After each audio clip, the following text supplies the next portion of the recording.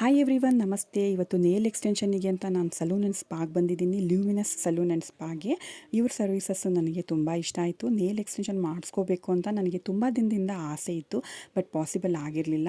ನಾನೊಂದು ಫಂಕ್ಷನಿಗೆ ಹೋಗ್ತಾ ಇದ್ದೀನಿ, ಅದಕ್ಕೆ ಅಂತ ಬಂದು ಮಾಡಿಸ್ಕೊಂಡ್ರಾಯ್ತು ಅಂತ ನಾನು ಮಾಡಿಸ್ಕೋತಾ ಇದ್ದೀನಿ. ಮೊದಲು ನನಗೆ ಮೀಡಿಯಮ್ ಲೆಂತ್ ಇಟ್ಕೊಂಡ್ರಾಯ್ತು ಅಂತ ನಾನು ಅಂದ್ಕೊಂಡಿದ್ದೆ, ಬಟ್ ಅವರು ಅಟ್ಯಾಚ್ ಮಾಡಿದ್ಮೇಲೆ ನನಗೆ ಲೆಂತ್ ತುಂಬ ಇಷ್ಟ ಆಯಿತು. ಸ್ವಲ್ಪ ಉದ್ದನೇ ಇರಲಿ ಅಂತ ಅವರು ರೆಫರ್ ಮಾಡಿದ್ರು ಅಂತ ನಾನು ಉದ್ದನೇ ಮಾಡಿಕೊಂಡೆ.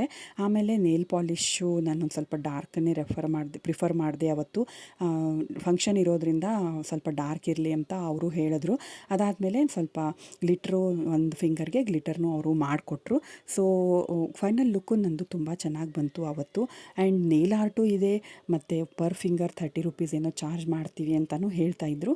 ಪೇಷನ್ಸಿಂದ ತುಂಬ ಚೆನ್ನಾಗಿ ಮಾಡಿಕೊಟ್ರು. 1 ಅವರ್ ಆಯಿತು. ಫೈನಲ್ ಲುಕ್ ನೇಲ್ಸ್ದು ಈ ಥರ ಇತ್ತು. ನಿಮಗೆ ಹೇಗೆ ಅನ್ನಿಸ್ತು ಅನ್ನೋದನ್ನ ಕಮೆಂಟ್ ಸೆಕ್ಷನಲ್ಲಿ ತಿಳಿಸೋದನ್ನ